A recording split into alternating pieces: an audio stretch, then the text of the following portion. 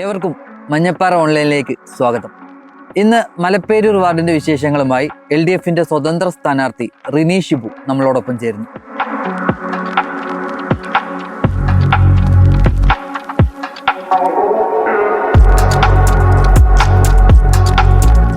UDFന്റെ ഒരു കോട്ടയായി നിൽക്കുന്ന, ഒരിക്കൽ മാത്രം LDFനോടൊപ്പം നിന്ന ഒരു വാർഡാണ് മലപ്പേരൂർ വാർഡ്. എന്നാൽ പൊളിച്ചാൽ പൊളിയാത്ത കോട്ടകളില്ലെന്നും ഇപ്രാവശ്യം ആ കോട്ട പൊളിച്ച് തങ്ങൾക്ക് വിജയിക്കുവാനാകുമെന്നുമുള്ള പ്രതീക്ഷയിലാണ് ഇവിടുത്തെ LDF പ്രവർത്തകർ. വാർഡിന്റെ സമഗ്ര വികസനവും ക്ഷേമവും ഉറപ്പു നൽകിക്കൊണ്ടാണ് റിനി ഷിബു LDFന്റെ സ്വതന്ത്ര സ്ഥാനാർത്ഥിയായി മെഴുകുതിരി ചിഹ്നത്തിൽ മത്സരിക്കുന്നത്. ലക്ഷ്യം പ്രചരണമൊക്കെ എങ്ങനെ പോകുന്നു? നല്ല രീതിയിൽ നടക്കുന്നു.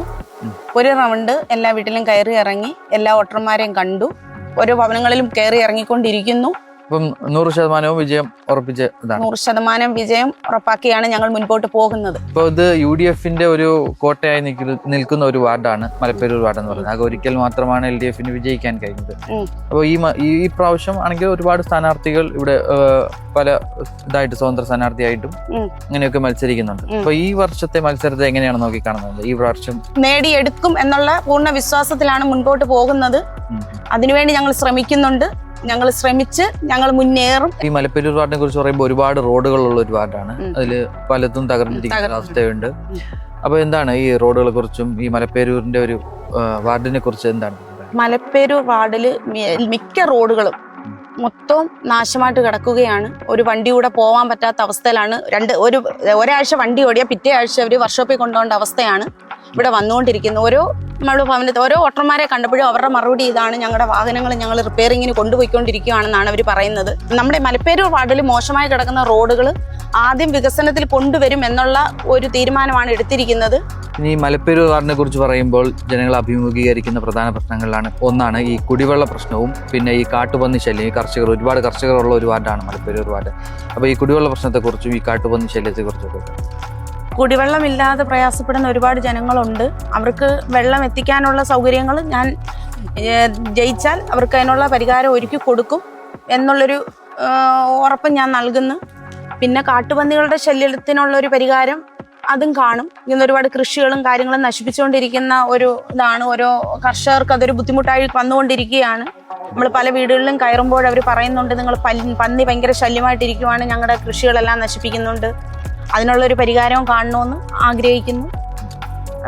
അങ്ങനെ എന്നാൽ പറ്റുന്ന എല്ലാ വികസനങ്ങളും ഞാൻ ഈ മലപ്പേരൂർ വാർഡിന് വേണ്ടി കൊണ്ടുവരുമെന്ന് ഞാൻ ഉറപ്പ് നൽകുന്നു. അത് നിങ്ങൾ എന്നെ വിജയിപ്പിച്ചെങ്കിൽ മാത്രമേ എനിക്കത് കൊണ്ടുവരാൻ കഴിയത്തുള്ളൂ, അല്ലാതെ ഒന്നും നടക്കത്തില്ല. വിജയിച്ചു കഴിഞ്ഞാൽ മലപ്പേരൂർ വാർഡിൽ കൊണ്ടുവരാൻ ഉദ്ദേശിക്കുന്ന വികസനങ്ങൾ എന്തൊക്കെയാണ്? മലപ്പേരൂർ വാർഡിൽ ഇപ്പം നിലവിലൊരു അംഗൻവാടി ഇല്ല. അപ്പം ഞാൻ ജയിച്ചാൽ മലപ്പേരൂർ വാർഡിൽ ഒരു അംഗൻവാടി കൊണ്ടുവരാനാണ് ഉദ്ദേശിക്കുന്നത്. അത് ഗവൺമെന്റിന്റെ സഹായത്തോടു കൂടി ഞാനിവിടെ ഒരു അംഗൻവാടി കൊണ്ടുവരും. റോഡിന്റെ രണ്ട് സൈഡിലും കാട് പിടിച്ച് കിടക്കുന്നതെല്ലാം വെട്ടിത്തെളിച്ച് വൃത്തിയാക്കും. കാട് പിടിച്ച് കിടക്കുന്ന പ്രദേശങ്ങളെല്ലാം വെട്ടി വൃത്തിയാക്കി കാട്ടുപന്നികളുടെ ശല്യങ്ങൾ ഒഴിവാക്കാൻ പരമാവധി ശ്രമിക്കും.